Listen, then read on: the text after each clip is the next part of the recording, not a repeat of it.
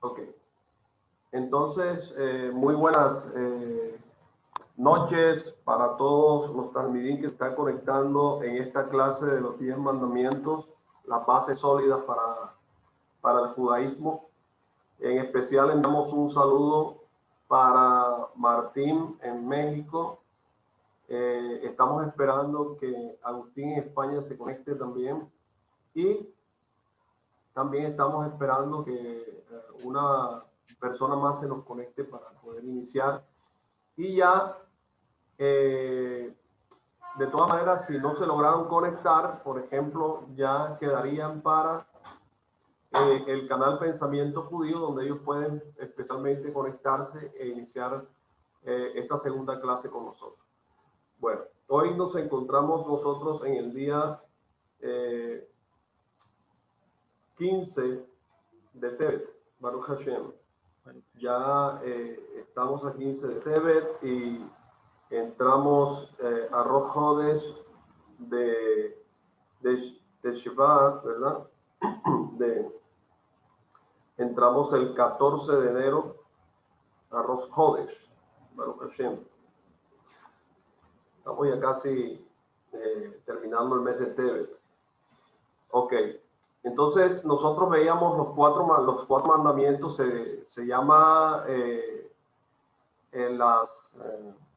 temario, pues, lo que estamos desarrollando, los 10 mandamientos, y se pregunta cuáles son, cómo se subdividen, cuál es la diferencia entre ellos y la Torá, cuál es la diferencia entre ellos y las 7 mitzvot de Noah, y cuál es la diferencia entre la Torá oral y escrita. Nosotros apenas hemos desarrollado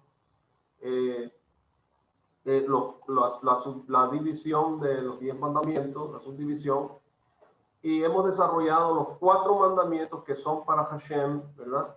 Y estos 4 mandamientos son, el primer mandamiento es creer en la existencia de Hashem, el segundo es no servir a ídolos, el tercer mandamiento es no pronunciar su santo nombre en vano, y el cuarto mandamiento es observar el día de Shabbat.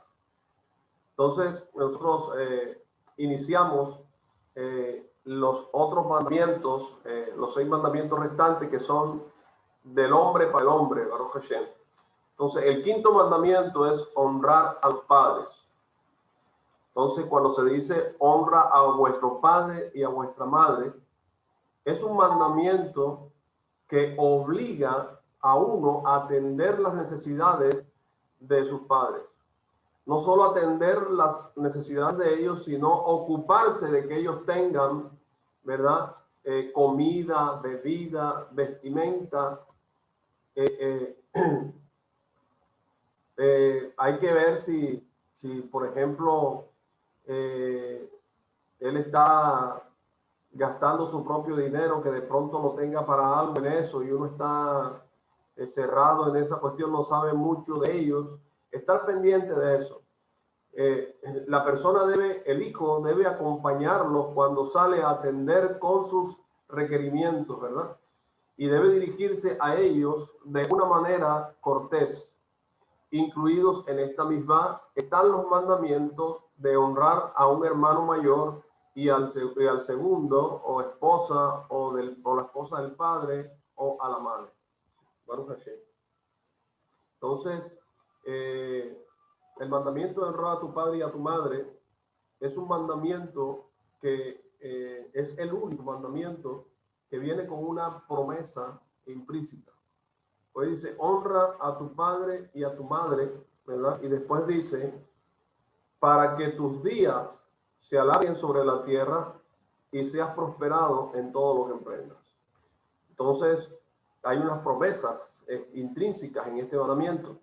Entonces, existen 3 socios en la creación, como cuando estaba dando las clases del Sefer Bereshit, de la Parashá Bereshit, al principio de Bereshit, donde yo decía, ¿verdad? Y explicaba que en la creación hay 3 socios, y estos 3 socios son Hashem, el padre y la madre. Vamos Hashem, porque Hashem hizo a Adán y hizo a Java, ¿verdad? Y Java, como socio de la creación de Hashem, fue procreando a Adán y Java. Entonces, si las personas honran a sus padres, Hashem dice, yo lo considero como si yo moré en su medio y ellos me honraron a mí. Y si una persona causa a sus padres irritación, ¿verdad? Hashem dice, es bueno que yo no moro en su medio, porque si yo hubiera estado entre ellos, me hubieran provocado a mí también. Entonces, la recompensa por honrar, ¿verdad? A los padres es longevidad, ¿verdad? O sea, en el Olam Abba, en el mundo venidero. Si bien lo principal recompensa por la misma está reservada para el Olam Abba, para el mundo venidero, es una de las mismot de las cuales una persona también recibe beneficio en este mundo. Entonces, cuando los reyes de las naciones escucharon el primer mandamiento de Hashem, no fueron impresionados, arguyeron, ¿qué soberano desea ser negado? Entonces Hashem, al igual que cualquier otro rey, comanda que él sea reconocido. Cuando escucharon acerca del segundo mandamiento, similarmente observaron, ¿existe algún soberano que tolerará a otra autoridad? Entonces Hashem, al igual que todos los reyes, quiere ser adorado, él solo. Ese es el por qué él decretó que nadie sirva a otros dioses. Entonces tampoco fueron conmovidos por el tercer mandamiento comentado que el rey quería que sus súbditos juraran falsamente en su nombre. Entonces tampoco Hashem lo quiere, ¿verdad? Y acerca del Shabbat dijeron, desde luego, todos los reyes gustan que su día especial sea celebrado. Pero cuando escucharon acerca de la misma, de honrar a los padres, todos los reyes se levantaron, Baruch Hashem, de sus tronos y alabaron a Hashem admitiendo, si alguien en nuestros círculos es elevado a un noble rango, inmediatamente niega a sus padres. Hashem actúa diferentemente. Él ordenó que todos honren a sus padres. Entonces los reyes entendieron retroactivamente que todas las mismos de Hashem no fueron dadas como originalmente imaginaron, a fin de honrar a Hashem, ¿verdad? Sino que ahí donde hubo la separación de las leyes para Hashem, ¿verdad? Las mismos fueron presentadas para el beneficio de los seres humanos enseguida. O sea, cuando Hashem habló para él en los 4 mandamientos, como los que antes expusimos, y comenzamos a hacerlos desde el mandamiento de honrar a tus padres hacia abajo, ¿verdad? Eran mandamientos para el hombre. Entonces, ellos imaginaron que todos los mandamientos iban a ser para él, pero cuando hubo el 5º mandamiento, ellos entendieron esto. El 6º mandamiento es no matar. Entonces se dice, no maten, ¿verdad? Uno que vierta sangre mutilada a la Shejinah, presencia divina. Mire, el emperador ordenó que estatuas de sí mismo fueran erigidas en su recientemente conquistada provincia y que monedas llevando su imagen debían ser acuñadas. Y el populacho demostró su desprecio por el nuevo conquistador derribando las estatuas, representándolo y destruyendo las monedas que llevaban su grabado. Entonces, similarmente, cuando uno mata a un ser humano, quien fue creado a imagen y semejanza de Hashem, es como si hubiera dañado a Hashem mismo. El castigo celestial para un asesino es que será asesinado por algún otro. Bereshit capítulo 9, versículo 6 dice es que es una forma de asesinato avergonzar a otro ser humano causando que la sangre se vaya al rostro. O sea, cuando una persona viene, no solamente cuando usted la asesina con un arma, ¿verdad? Cuando la mata o con cualquier arma en este mundo, sino también cuando usted hace pasar vergüenza a un ser humano.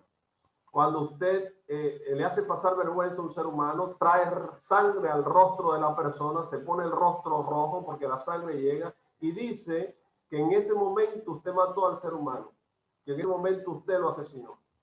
Baruch Hashem. Entonces, no solamente es matarlo físicamente, sino también se mata espiritualmente a una persona.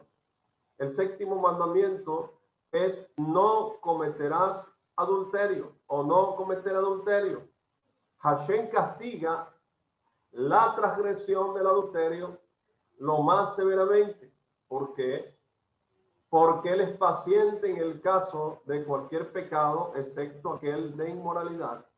Entonces nuestros sabios incluyeron en esta prohibición a uno que se lleva la paranasá, o sea, los medios de vida de otro judío, abriendo un negocio competitivo en una vecindad que solía ser el dominio del otro. Entonces nuestros sabios así explican el pasú en Yesquel, capítulo 18, versículo 6, que dice: y él no deshonró a la esposa de su semejante. Esto está dicho en alabanza de alguien quien no privó a otro de la parnasá, comprometiéndose en el mismo oficio. El octavo mandamiento es no secuestrar a un judío. Eso es lo que dice. Pero cuando dice no secuestrar a un judío es no lo robes, ¿verdad? La prohibición de robar en los 10 mandamientos se refiere a robar seres humanos. Hurto de propiedad está prohibido por el pasú que está en Baikra, capítulo 19, versículo 11. Alguien que rapta a un judío y lo vende o lo utiliza como esclavo está sujeto al castigo capital por el Beit Din, por el Tribunal de Justicia. O sea que no es robar, ¿verdad?, como la gente se imagina, sino robar a personas. Claro está que hoy en día, como nosotros vemos, ¿verdad?, que si usted labora, usted está haciendo un trabajo de cualquier profesión que tenga, usted está vendiendo su tiempo, y su tiempo que usted está vendiendo, esa es su vida, porque usted, cuando gasta energías, usted tiene que comer. Y si usted come, eso es sangre. Entonces, cada vez que usted pierde energía, debe comer. Entonces, usted está vendiendo su vida, su tiempo, que es su vida, la está vendiendo por unas monedas, ¿verdad?, que le están pagando a usted. Entonces, si a usted le roban de su carro, su casa, dinero o alguna cosa, están secuestrándolo usted también. Porque como usted mismo es todo lo que usted ha adquirido, entonces usted lo están secuestrando, lo están robando. Bendito sea el Creador. Entonces, el noveno mandamiento es no prestar falso testimonio, ¿verdad? Dice, no prestaréis falso testimonio en contra de vuestro semejante. Entonces, ¿qué significa esto? Que prestar falso testimonio conduce a la destrucción de la civilización. Causa a las víctimas ser castigadas por crímenes, los cuales nunca cometieron. Entonces también permite a las personas robar, asesinar y oprimir a otros, y luego escapar del castigo por un falso testimonio. Entonces, uno que testifica falsamente de tal modo trae destrucción al mundo y también niega la providencia del Creador. Esto lo podemos ver nosotros ahorita en la parashá anterior, ¿verdad?, que estamos viendo nosotros, que es la parashá donde Yosef, donde Yosef corre, ¿verdad?, de la presencia de esta mujer que lo está acosando, y cuando llega el esposo, él le dice que él intentó violarla. Entonces, eso es un falso testimonio. ¿Y qué hizo con este muchacho? Lo metieron preso, pero gracias al Creador, que era un estudioso de Torah, y la Torah salva al que estudia en ella. Entonces lo salvó, y solamente lo que hizo fue escalar posiciones. Y el décimo y último mandamiento del decálogo es no intentar traer dentro de la posesión de uno lo que pertenece a otro. Entonces, ¿qué significa esto? Que tú no puedes codiciar la casa de vuestro semejante, ni a su esposa, ni a sus sirvientes, ni cualquier cosa que pertenezca a vuestro semejante, y como resultado idearéis planes para obtenerlo. Entonces, está prohibido hacer cualquier intento para obtener algo que le pertenece a otro porque uno mismo desea poseerlo. Entonces, esta prohibición incluye convencer a alguien para vendernos una cosa la cual no desea vender, pero que ustedes, que la persona lo presiona a vender.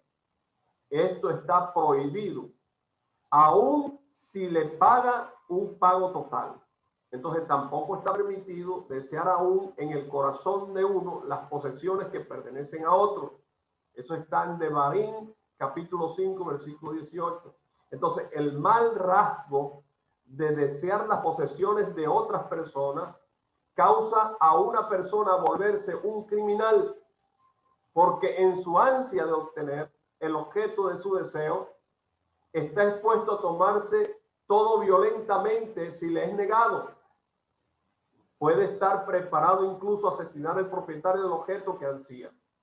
Y de hecho esto sucedió cuando el rey Ahab se casó con la reina Jezabel, la reina bruja, que había un hombre que tenía un viñedo, y el rey Ahab de Jerusalén, de Israel, deseaba esa viña, y le dijo a su esposa, y el tipo lo llamaron para comprársela, y él dijo que no podía porque eso le pertenecía a sus padres, que era algo que él venía de herencia, que no la deseaba vender.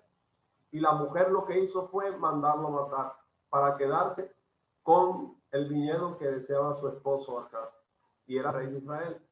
Eso es lo que pasa cuando hay matrimonios mixtos con personas de otros pueblos que causan daño dentro del pueblo de Israel. Por eso el esposo y la mujer tienen que estar de acuerdo en todo para que vaya la afinidad de las cosas. No puede haber una mujer que tenga diferentes conceptos que el varón.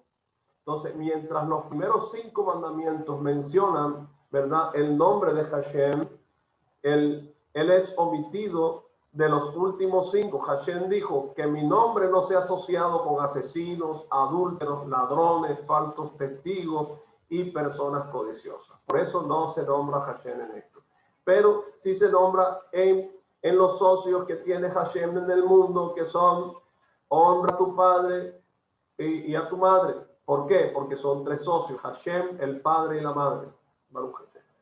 Ok, entonces, aquí terminando estos 10 mandamientos, terminamos nosotros la subdivisión de estos mandamientos, y además de que las terminamos, nosotros entonces entramos, ¿verdad?, a ver cuál es la diferencia, ¿verdad?, entre ellos y la Torá. Baruch Hashem. ¿Cuál es la diferencia entre los mandamientos, ¿verdad?, y la Torá?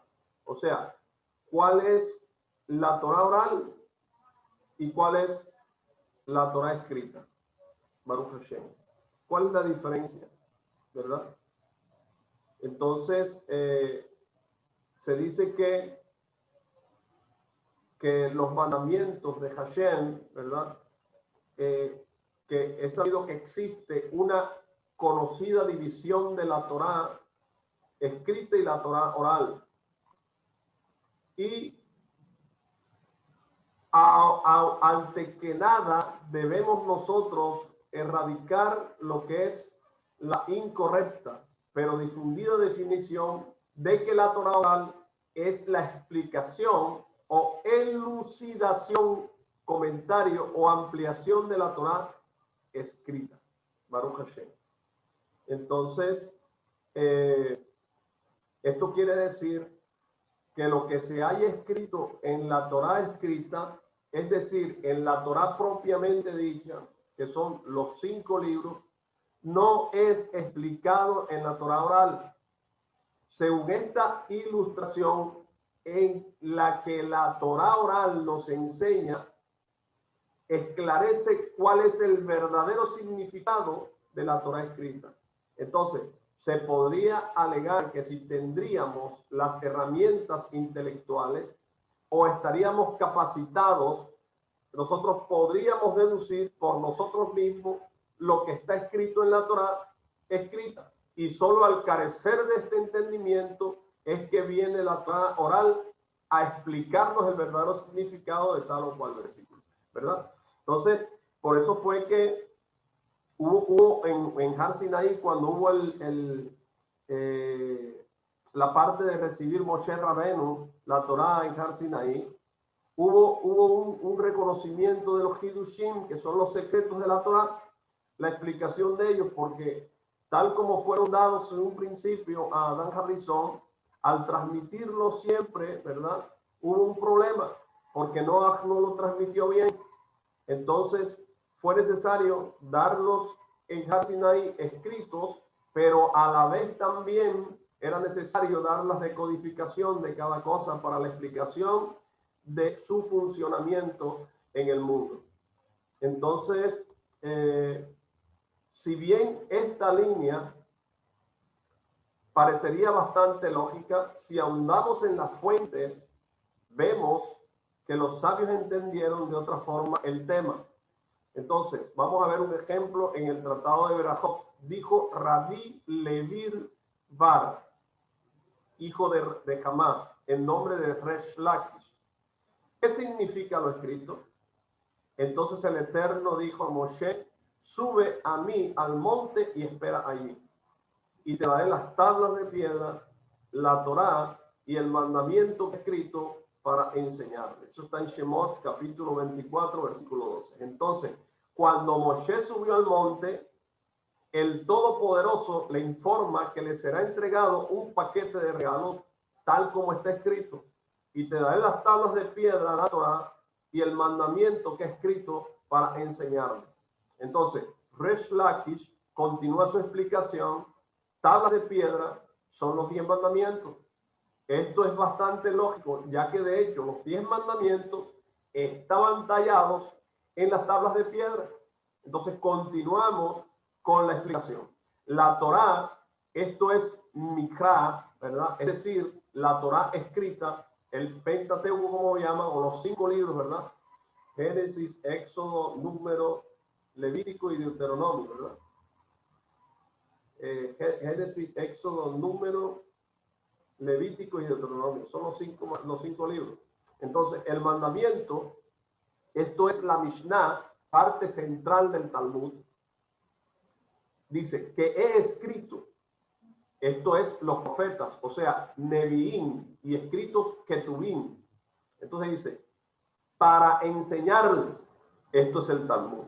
Entonces dice, la Torá, esto es Mikra, es decir, la Torá escrita.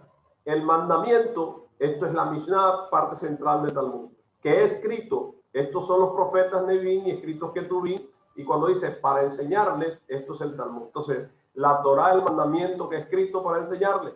Entonces, esto te enseña que todo lo que fue entregado a Moshe en el Tratado de Berajot 5a fue entregado para que podamos entender prácticamente qué es la Torá.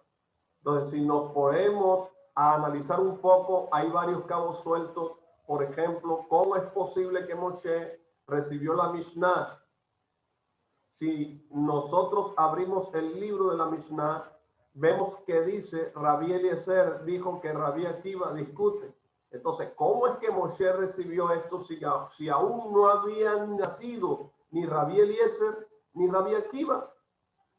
Entonces, lo mismo con respecto a los profetas y de hecho la Torá misma, porque entonces preguntamos, ¿por qué Moshe se disgustó tanto con el incidente del Beta Egel o del becerro de oro o la discusión de Korah? Supuestamente él ya lo sabía, ¿verdad? La Torá, como la conocemos, solo fue escrita al final de los 40 años en el desierto. Entonces, según iban transcurriendo los hechos y eran enseñados los preceptos. Por otro lado, el Talmud explícitamente dice, todo le fue entregado a Moshe. Ante todo podemos dilucidar que la Torá oral, ya sea la Mishnah o el Talmud, no es la explicación, ya que como vimos fueron dadas por separado y no es lógico que se haya entregado de la explicación, ¿verdad?, de algo que aún no se ha escrito. Entonces podemos establecer Torá oral y escrita son dos cosas separadas y no una es la explicación del otro. O sea, y no es una la explicación del otro. Entonces Rashi, en su comentario a las palabras, el precepto, esto es la Mishnah, explica que se ocupen en estudiar Mishnah. Rashi de hecho viene a contestar la obvia pregunta de cómo Moshe recibió un par de cientos de años antes en el monte Sinaí lo que Rabí Yehudá Anasi escribió en el siglo segundo. Entonces, no recibió Moshe el libro que hoy conocemos como Mishnah, sino que recibió que se ocupen de estudiar la Mishnah. Es decir, que hay un canal espiritual por el cual Hashem habla con su pueblo, que más tarde será escrito en la forma de lo que hoy conocemos como Mishnah. Es decir, el pueblo de Israel en estos momentos estaba comenzando a nacer, y el Todopoderoso insertó el alma del pueblo, canales, conductos por los cuales más tarde el pueblo podrá entender su palabra. Entonces, lo mismo con las palabras de los profetas y escritos, el Eterno abrió los conductos e hizo aperturas en el pueblo de Israel. Baruch Hashem, ¿verdad? Entonces, nosotros cuando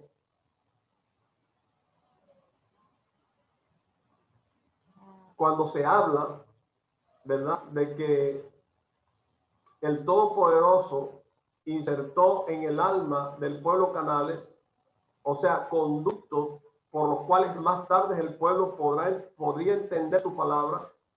Entonces, lo mismo con las palabras de los profetas y escritos, el Eterno abrió los conductos e hizo las aperturas en el pueblo de Israel, para más tarde, en el momento dado, insertarles la infusión que necesiten en aquel momento.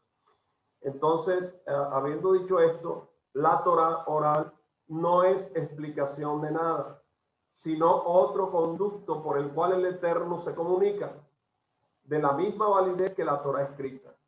Por ejemplo, tenemos el precepto de los tzitzit, que son los flecos que usa el judío, que tiene el talit, que tiene unos flequillos, o el talit katán, que ya en interno también, que tiene los flecos, que son los tzitzit. Y existe un precepto, si se viste una prenda de 4 puntas, se debe colocar unos flecos llamados tzitzit. O sea, el Eterno le comunicó, ¿verdad?, y le enseñó todos los detalles de este precepto a Moshe. Y Moshe a su vez, y lo enseñó al pueblo. Luego de eso fue y lo escribió en la Torá. Entonces hay una pregunta: ¿qué pasaría si, supongamos, alguien entraba a la carpa de Moshe y espiaba lo que Moshe escribe en la Torá y ve que no es lo mismo que él enseñó? Entonces, ¿cómo debía actuar? Según lo que Moshe enseñó, le fue entregado por boca del Eterno a lo que escribió, ¿verdad?, él. Entonces, por supuesto, lo que él le enseñó fue lo que escribió. Entonces, otro ejemplo existe, y es una misma, que en la fiesta de Sukkot se tome un etrog, ¿verdad? O sea, una especie de limón grande, tal como está escrito, y el primer día tomarán para ustedes fruto de árboles hermosos. Eso está en Baikra y en Levítico. En el Baikra, que es Levítico, capítulo 23, versículo 40. Entonces, en el tratado de Sukkot, los sabios, luego de una larga discusión, establecen que este fruto es el etrog. Esto quiere decir que de aquel día dijeron al pueblo: muchachos, de ahora en adelante en la fiesta de Sukkot se tomará un etrog. Entonces hay una pregunta: ¿qué se usaba antes de esto? Sino que fue recibido generación tras generación, que el fruto es un etrog, y no es el versículo mismo la fuente de la identidad, sino que así el Eterno lo explicitó a Moshe. Entonces cabe preguntar, ¿verdad?, en realidad, ¿para qué fue escrita la Torá? Como un libro de leyes y preceptos. No lo podemos tomar, no tiene índice, no está claro, no se explica en forma clara. De hecho, incluso existen preceptos que no figuran en la Torá escrita. Si nosotros queremos saber qué hacer, cómo son los preceptos y demás, abrimos la Torá oral. Entonces, ¿para qué fue escrita la Torá escrita? En primera respuesta, es para enseñarnos a nosotros historia, ya que de hecho el principal contenido de la Torá es historia, narraciones, y aprendemos cómo dirige el Eterno el mundo. Entonces, comprende los años de generación tras generación, como está escrito en Devarim, capítulo 32, versículo 7. Entonces, los preceptos mismos, en la forma en que están escritos, son también parte de narraciones. A cada precepto se le antecede la expresión y habló el Eterno a Moshe diciendo, ¿verdad? Entonces, y habló el Eterno a Moshe ordenando, habla a los hijos de Israel. O sea, es decir, que es de esencial importancia y relevancia saber que en determinado momento fue ordenado a Israel tal o cual precepto. Pero si queremos saber cómo cumplir los preceptos, entonces leemos en la Torá oral. La Torá escrita nos enseña historia. Entonces, historia divina, los caminos del Eterno. El 80% del Tanaj es pura historia de cómo se conoce, se conduce la persona, ¿verdad? De cómo se conduce el Eterno mismo a lo largo de la historia, según los acontecimientos, pecados y errores. Y una segunda respuesta de para qué fue escrita la Torá escrita es para enseñarnos a nosotros los motivos de los preceptos. Entonces, es sabido que el motivo de los preceptos no nos fue revelado, excepto un precepto: la prohibición de comer el nervio ciático de un animal, el Git Hanasheh. Ocurrió cierto suceso en la vida del patriarca Jacob, que todos saben, cuando el Malach le hincó el muslo, en el cual se enfrenta este ángel, ¿verdad? Y llegando al amanecer, al ver el ángel que no puede derrotarlo, le hiere en el muslo a Jacob. Y es por eso que no comerán los hijos de Israel el nervio ciático. Entonces, está en Bereshit, capítulo 32-33. Entonces, la Torá nos enseñó con esto la clave para todo el resto de los preceptos, que todas las historias que están escritas y las narraciones que figuran en la Torá son para enseñarnos los motivos de los preceptos o para enseñar al pueblo de Israel cómo vivir.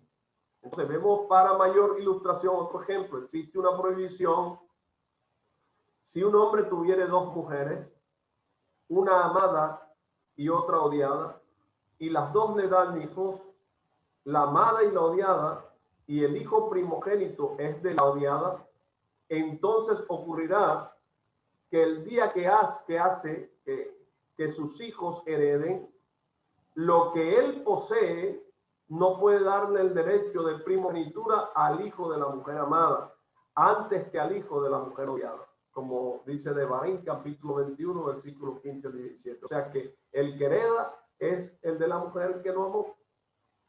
Así como Lea, ¿verdad? Lea y ¿cómo se llama? Y Rachel. Amó a Rachel y no a Lea, pero el primogénito era el de Lea. Entonces, ¿qué incidente sabemos nosotros que haya ocurrido en la historia del pueblo de Israel por haber tenido dos mujeres, una más y otra menos amada? Entonces, la historia de Yosef, que dice que fue vendido, luego todos bajaron a Egipto, desatándose más y más calamidades. Entonces, la Torá nos dice: no se equivoquen otra vez y aprendan la lección. Entonces, para comprender la tercera respuesta, debemos antes enfocarnos en cuál es el tema central de la Torá. Entonces, la respuesta es: el pueblo de Israel se relata desde sus orígenes, sus desdichas, alegrías, genealogías, etcétera. Entonces, todos estos datos e historias que nos relata la Torá lo conocemos por cuanto que a nosotros mismos nos ocurrió. Y de hecho, podría bastar con una tradición oral viva para saber que todos estos acontecimientos fueron ciertos. Entonces, la historia de los patriarcas, salida de Egipto, entrega de la Torá, etcétera, la necesidad de escribir estos sucesos es justamente para aquel que se encuentra fuera de la tradición, fuera del pueblo, Es decir, según esta tercera respuesta, la Torá fue escrita justamente para los no judíos y no nos debe de asombrar que sea el libro más vendido de todos los tiempos, ¿verdad? Entonces, según esto, podríamos entender las palabras del Gaón de Vilna que asevera: la Torá oral es la raíz del pueblo judío y la Torá escrita es la raíz de las naciones. Eso está en Shir Hashirim 1.3. Entonces, y siguiendo este principio, se responden varias preguntas acerca del por qué la Torá escrita como la conocemos. Está escrita como la conocemos. Por ejemplo, ¿por qué la Torá nos dice que quien dañe el ojo de su compañero será castigado? Ojo por ojo y diente por diente. Y más tarde, la Torá oral nos explica, no literalmente ojo por ojo, sino el valor del ojo que se debe compensar. Entonces, si realmente es así, ¿por qué no escribir más fácil? Se pagará el valor del daño o parecido. Y aquí encontramos justamente la respuesta. Por cuanto que el pueblo judío posee la Torá oral, donde se nos explica, ¿verdad?, a nosotros, y la Torá escrita fue dada para las naciones, que en forma general se han mostrado un tanto más vehementes que el pueblo de Israel. Es mejor ser más estricto y que lo entiendan como literal para prevenir futuros problemas. Y de hecho, esta respuesta la encontramos en las primeras palabras del comentario de Rashi en la Torá, que dice, ¿verdad?, con una respuesta, dice: ¿por qué razón se comenzó con el principio?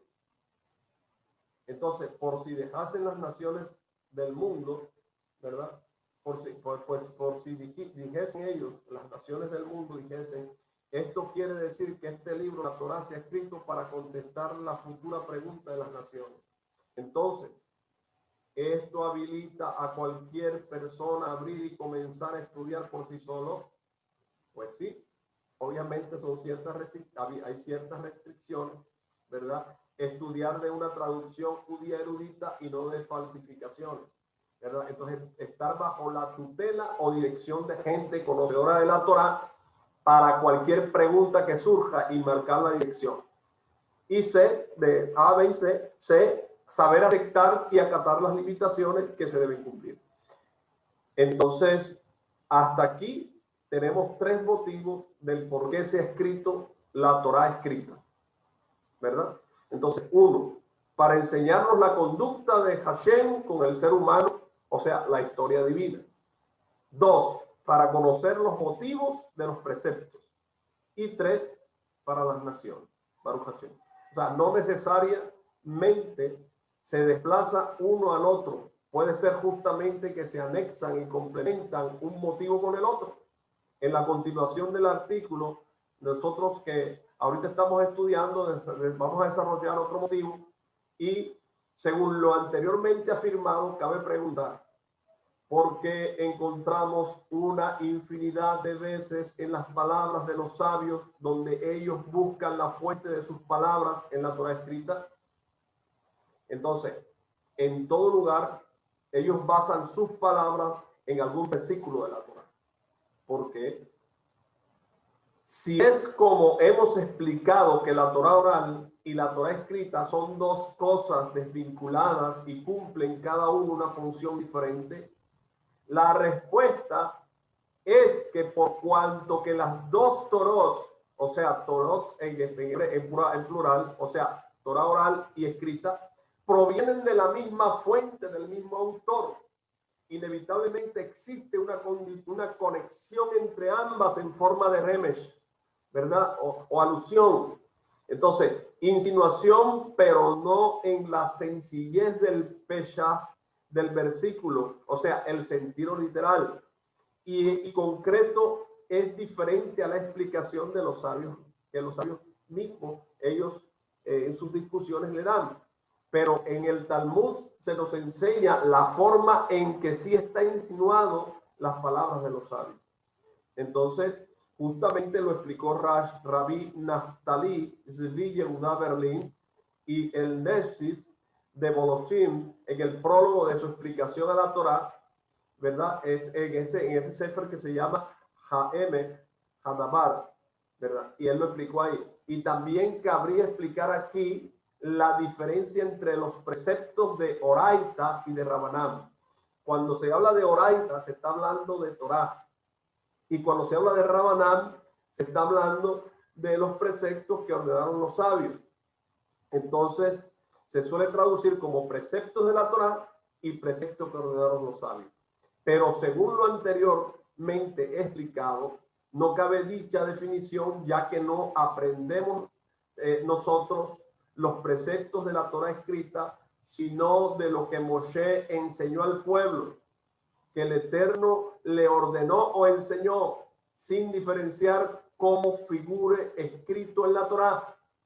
De hecho, existen varios preceptos escritos en la Torá que solo son de Rabanán, o sea, solo son de los sabios, y lo mismo al revés, preceptos de Oraita que no figuran escritos en la Torá, ¿verdad? Que son preceptos de Torá, pero que no figuran escritos, sino que hay que escudriñarlos profundamente para poder aplicarlos a la vida judía. Entonces, por ejemplo, la misma de Ketubá, o sea, la misma de Ketubá, que es el documento de casamiento del judío legal, ¿verdad? Explícitamente figura en la Torá. Entonces dice, deberá dotarla y tomarla por esposa. Eso está en Shemot, capítulo 22, 16. Y lo explica la Mejiltá, y también lo cita Rashi en el lugar que está, que la dote del que se habla se trata de la Ketubá, porque la Ketubá es un compromiso, es un documento donde se hace, la mujer recibe este documento, el hombre lo firma como una dote para ella. Y la halajá, ley, estipula que es de Rabanán. Entonces, ¿por qué la Torá lo escribe? Pues se puede explicar que era una costumbre ya existente, pero no por eso se convirtió en precepto. Pero entonces los rabinos, ¿verdad?, estudiosos de Torá, saben que en la Torá no es costumbre todo, sino que son explícitamente leyes establecidas por el Creador, dadas por Él, que se subdividen ellas mismas. Porque si nosotros entendemos y leemos los 10 mandamientos, sabemos que los 10 mandamientos son 10 mandamientos. Usted los lee, los detalla, ¿verdad? Ama a Dios sobre todas las cosas, no tengas dioses ajenos.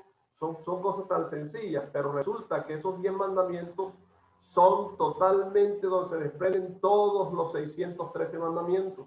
Ajá, ¿y dónde se desprenden los 613 mandamientos? ¿Dónde están escritos en los 10 mandamientos? ¿Verdad? Entonces, son totalmente los 10 mandamientos incluidos en los 613 mandamientos del judío. Si uno cumple estos 10 mandamientos a cabalidad, cumple todos los mandamientos restantes, porque entonces un mandamiento está implícito, ¿verdad?, en otros mandamientos. Así de sencillo. Entonces, todos los mandamientos que están explícitos en la Torá, esos mandamientos que están explícitos en la Torá, fueron explicados por la Torá oral. Y también, por ejemplo, existe un precepto que de establecer un Yom Tov o un día festivo. Entonces, cuando se logra una victoria en la batalla, esto figura en la Parashá Be'alejá, cuando ustedes la estudiamos. Asimismo, en el día de nuestra alegría, en nuestras fiestas señaladas, dice que tocaremos las trompetas, ¿verdad? Hay una cantidad de partes donde lo dice. Entonces explica que la misma es sobre Yom Tov, o sea, día festivo, que se establece cuando se logra la victoria en la batalla.